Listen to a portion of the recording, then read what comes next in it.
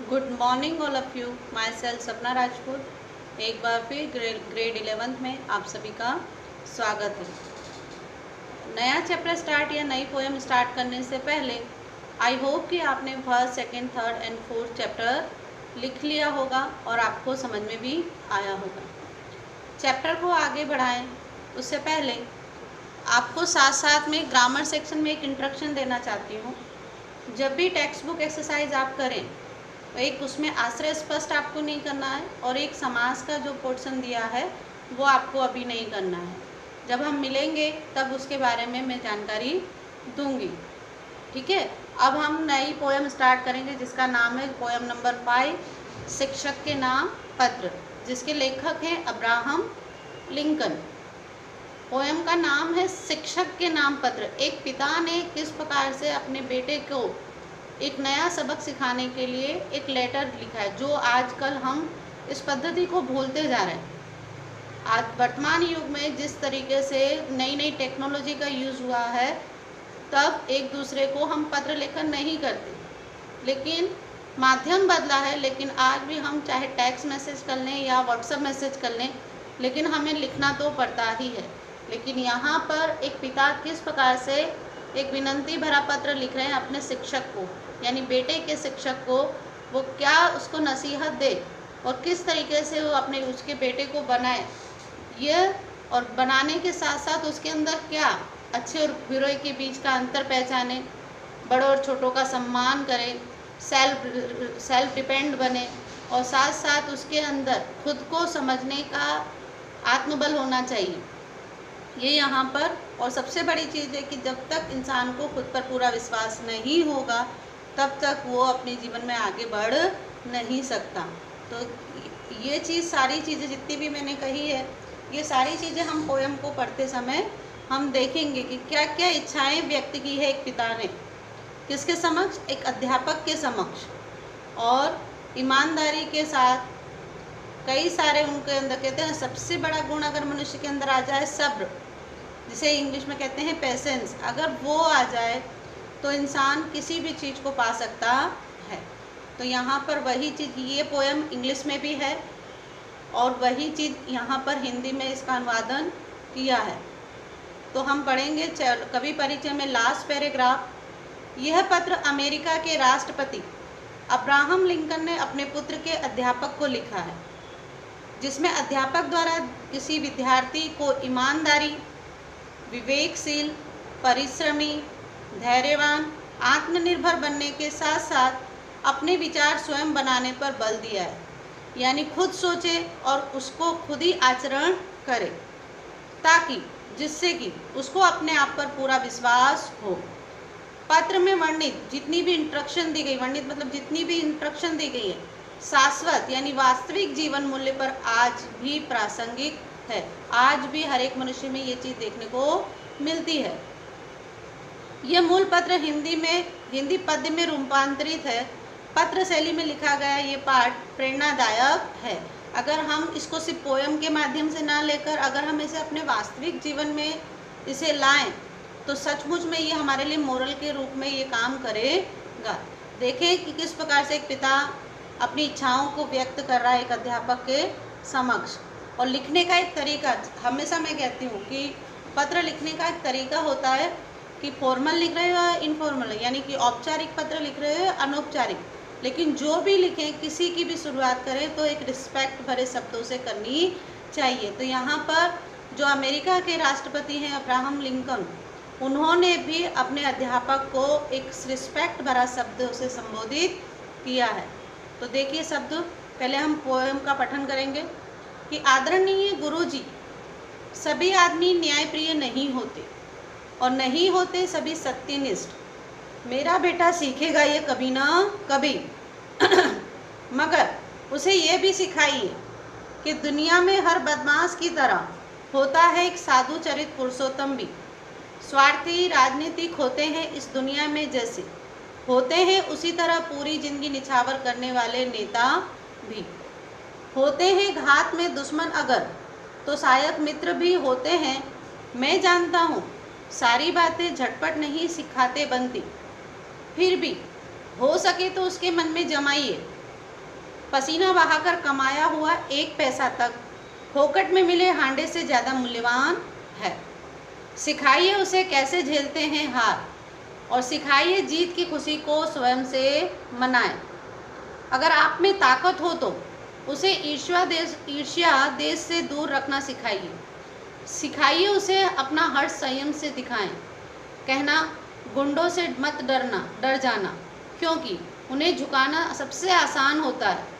जितना पढ़े दिखाया कीजिए उसे पुस्तक भंडार का अद्भुत वैभव, पर साथ ही साथ दीजिए उसके जी को जो जरा फुर्सत की सृष्टि की सनातन सुंदरता महसूस कर पाए, देख पाए कि चिड़ियों की गगन उड़ान, सुनहली धूप में मंडराते भौरे और हरी भरी पहाड़ी की ढलान पर झूमते नन्हे नन्हे फूल। पाठशाला में उसे सबक मिले, बेईमानी से पाए सफलता से सीधे सीधे टकराई असफलता श्रेष्ठ कर है। यह सिखाइए कि अपने ख्याल अपनी सूझबूझ पर पक्का विश्वास रखे। वो भले ही सब लोग उसे गलत ठहराएं, वह भलों के साथ भलाई बरते और टेढ़ों के सबक सिखाए। अगर मेरे बेटे के दिमाग में जमाते बनने तो देखिए, विजय के झंडे के नीचे खड़े होने की दौड़ती भीड़ में शामिल न होने का साहस जुटाए, और फिर भी यह भी समझाइए उसे कि सुने सबकी, हर एक की, पर छान ले उसे सत्य की छलनी में और छिलना फेंक कर ग्रहण करे विशुद्ध सार।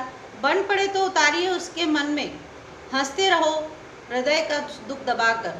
कहिए कि आंसू बहाते समय शर्माए नहीं वो। सिखाइए उसे ओछेपन को मानना और चटकारी से सावधान रहना।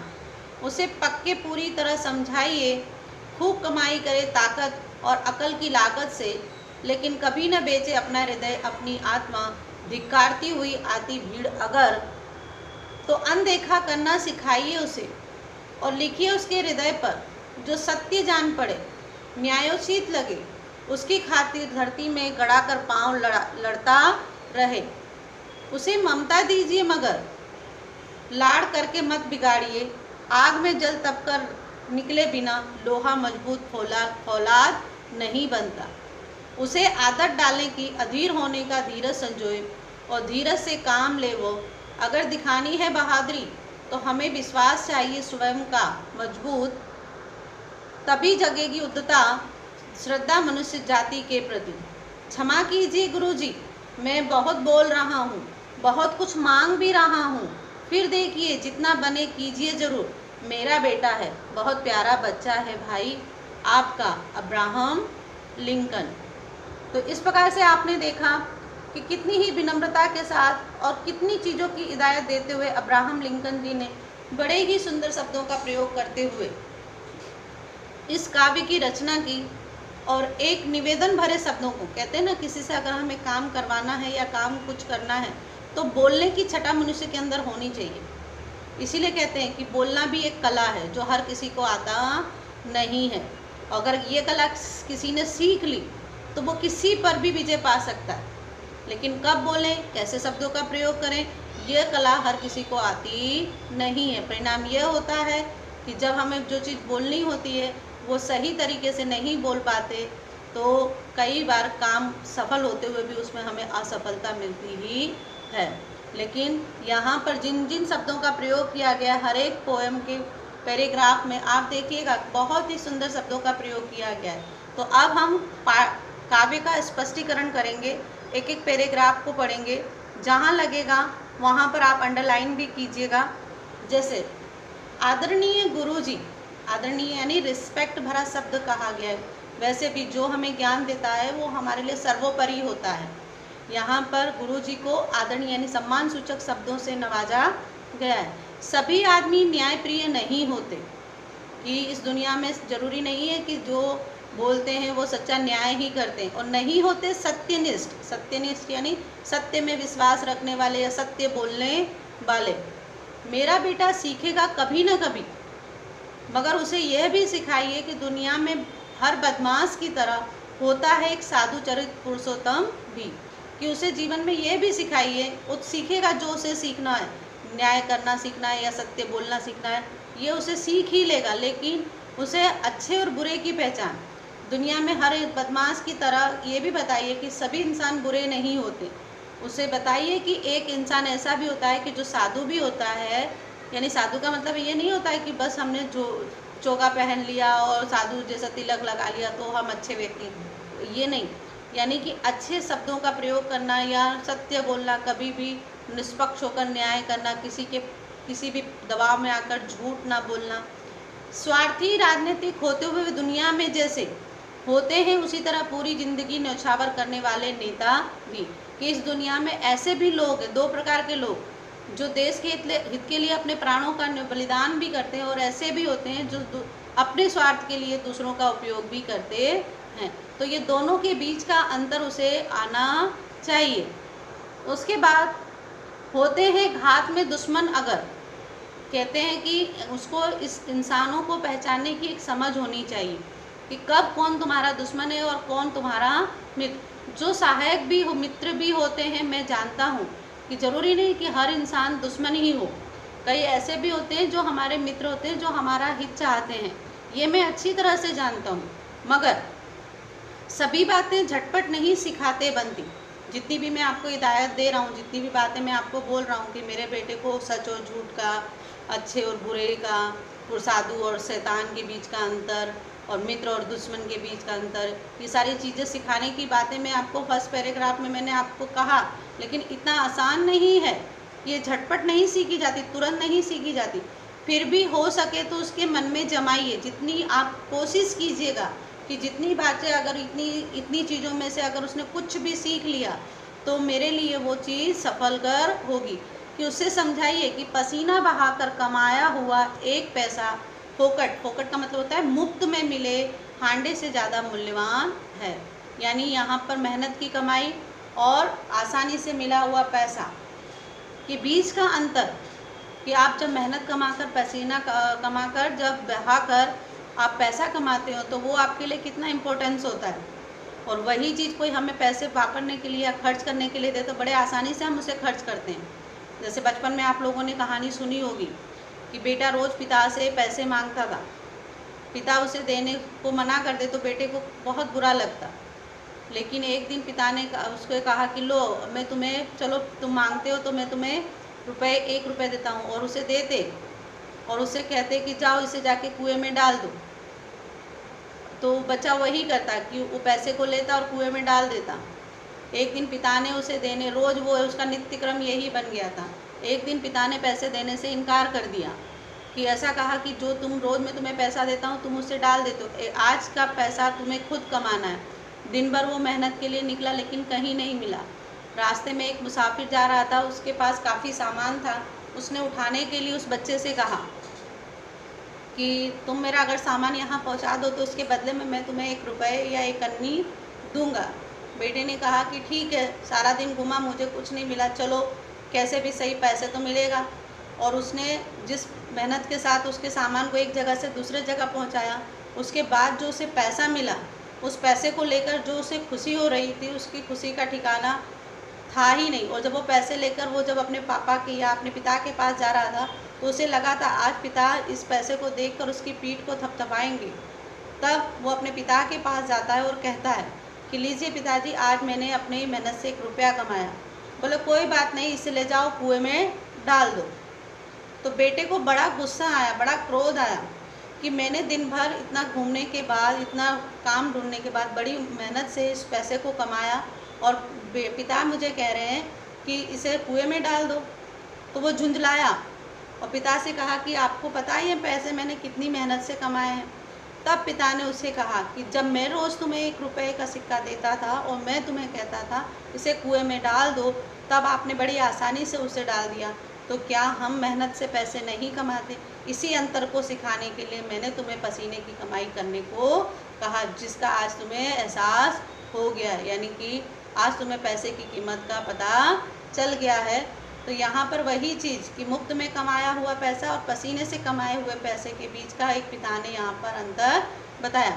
सिखाइए उसे कैसे झेलते हैं हार, और सिखाइए जीत की खुशी को स्वयं से मनाएं।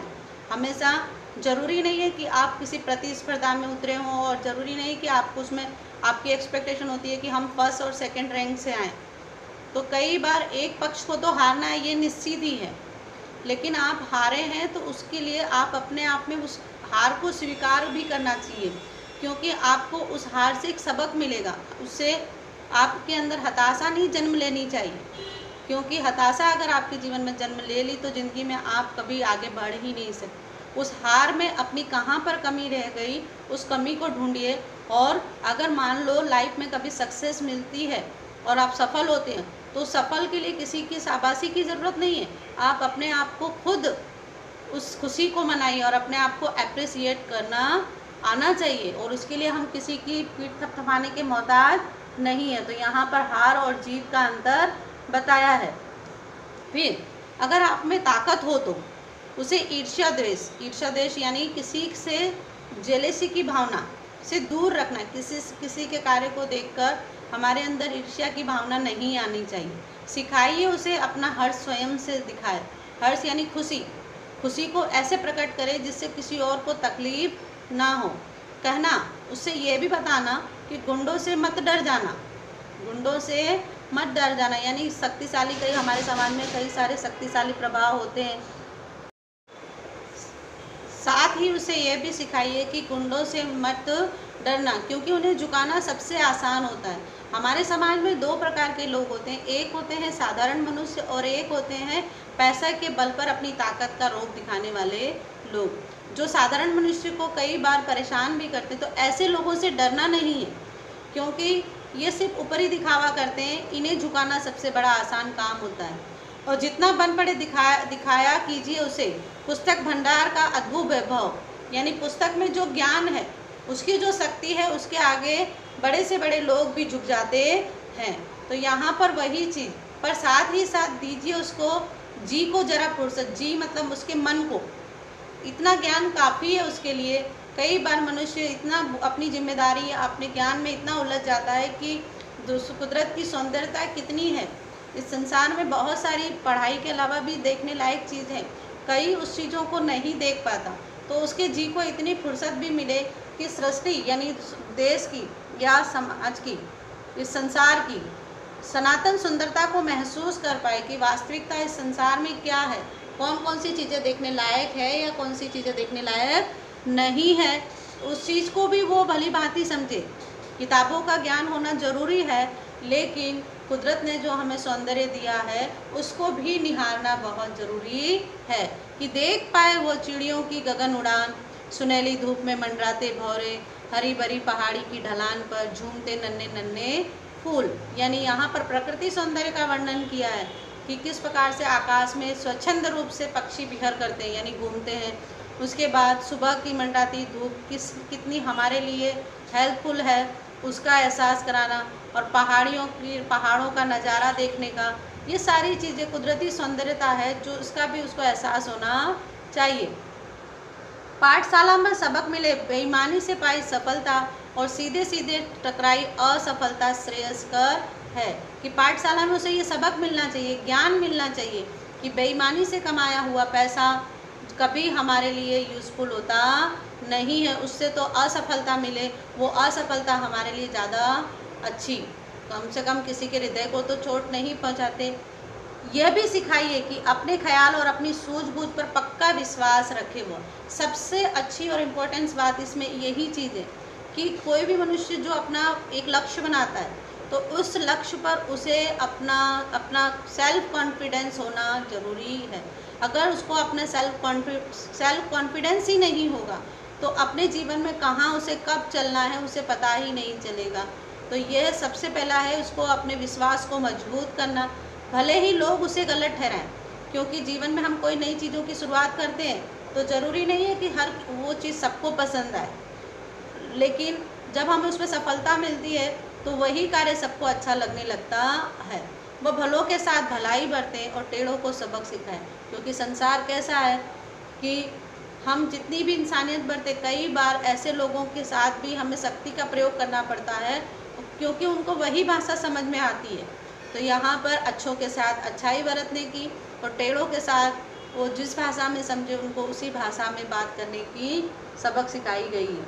अगर मेरे बेटे के दिमाग में जमते बनिए तो देखिए, जमाते बनिए तो देखिए, अगर उसके दिमाग में कोई फालतू विचार आए या किसी गलत संगत में वो पड़े तो विजय के झंडे के नीचे खड़े होने की दौड़ती भीड़ में शामिल न होने का साहस जुटाएं। कहने का मतलब गलत संगत में जाना और तेज़ी से सफलता हासिल करना, अगर इस दौड़ में वो शामिल हो जाए, कहीं आपको ऐसा लगे तो उसे उस जगह से हटाने का आप प्रयास कीजिएगा। मुझे मेरे बेटे को ईमानदारी का गुण चाहिए, बेईमानी का गुण नहीं चाहिए। उसे समझाइए कि सुने सबकी और हर एक की पर छान ले उसे सत्य की छलनी में उछलना फेंक कर, यानी उसे अच्छे और बुरे की पहचान करना आना चाहिए। कि जिस प्रकार से यहाँ पर छलनी का उदाहरण दिया गया, कभी अब्राहम लिंकन जी कहते हैं कि जिस प्रकार से छलनी जो होती है जो अनाज छानने के काम आती है, जिसमें अच्छी चीज़ें ऊपर रह जाती है और बेकार की यानी कचरे जो चीज़ें होती है वो नीचे निकल जाती हैं, तो वैसे ही यहाँ पर सुने हम सबकी, जो अच्छी चीज़ें उसे ग्रहण करें, जो बेकार की चीज़ें उसे अपने जीवन से निकाल फेंकने का हुनर भी हमारे अंदर होना चाहिए। ग्रहण करें विशुद्ध सार, विशुद्ध सार यानी अच्छी चीज़ों को हमेशा अपने जीवन में अपनाएं। बन पड़े तो उतारिए उसके मन में, और जितना हो सके तो उसके मन में ये एक चीज़ और कोशिश कीजिएगा कि हंसते रहो, हृदय का दुख दबा कर, कहिए कि आंसू बहते समय शर्माए नहीं वो। कहने का मतलब कई बार जीवन में असफलताएं मिले उसे, तो उस दुख को वो दबाए नहीं, और आंसू के रूप में जब वो बाहर निकलते हैं तो उसको निकालते समय उसे शर्म का एहसास नहीं होना चाहिए, क्योंकि जीत और हार तो मनुष्य के जीवन में लगी ही रहती है। असफलता में उसे हारना नहीं है, और सफलता का जश्न इस प्रकार से नहीं मनाना है कि किसी और को दुख पहुँचे। सिखाइए उसे ओछेपन को मानाना। ओछेपन यानी कि तुच्छ भावना जो होती है ना, छोटी छोटी चीज़ों के लिए अपने एकदम तुच्छ बातें करना, और चटुकारी से सावधान। चटुकारी यानी दूसरों की चापलूसी करने से उसे हमेशा दूर रखना सिखाइए। उसे पक्की पूरी तरह समझाइए, उसे अच्छी तरह से उसके दिमाग में समझाइए कि खूब कमाई करे, यानी खूब मेहनत करे, और ताकत और अकल की लागत से अपने दिमाग और बुद्धि का प्रयोग करके, लेकिन कभी ना बेचे अपना हृदय, कभी अपने हृदय को बेचने का साहस यानी बेईमानी के रास्ते पर वो कभी ना चले। अपनी आत्मा धिक्कारती हुई आती है भीड़ अगर, क्योंकि सबसे पहले आप किसी को भी धोखा दे सकते, लेकिन आपकी अंतरात्मा आपको हमेशा कहेगी कि ये चीज़ गलत है और गलत है, और जब वो धिक्कारेगी तो आप लाइफ में कभी भी आगे नहीं बढ़ सकते। और धिक्कारती हुई आती भीड़ अगर, तो अनदेखा करना सिखाइए उसे, और लिखिए उसके हृदय पर कि जो सत्य जान पड़े, जो न्यायोचित लगे, उसकी खातिर धरती में गड़ा कर पाँव लड़ता रहे। कि जो सत्य है, और सत्य के लिए उसे चाहे अथक मेहनत ही क्यों ना करनी पड़े, बहुत ही कठिन मेहनत ही क्यों ना पड़े, लेकिन उस मेहनत को वो हमेशा करता रहे, लेकिन किसी भी गलत रास्ते पर वो किसी भी परिस्थिति में ना जाने पाए, इतनी मैं आपसे निवेदन करता हूँ। और साथ ही उसे ममता भी दीजिए, मगर उसे प्यार भी दीजिए, यानी उसे एक अपनेपन का एहसास भी कराइए। लाड़ करके पर बिगाड़िए मत, उसे इतना भी अपनापन मत दीजिए कि आपके प्यार को वो गलत तरीके से ले। आग में जलकर, जिस प्रकार से आग में जल तप कर निकले बिना लोहा मजबूत फौलाद नहीं बनता, जिस प्रकार से कि लोहे को अगर नया आकार देना है तो उसे उस आग में तपना ही पड़ता है, वैसे ही मेरे बच्चे को ज़िंदगी की वास्तविकता में जब तक वो खुद नहीं उतरेगा तब तक समाज की वास्तविकता क्या है उसका उसे ज्ञान नहीं होगा। उसे आदत डालें कि अधीर होने का धीरज संजोए।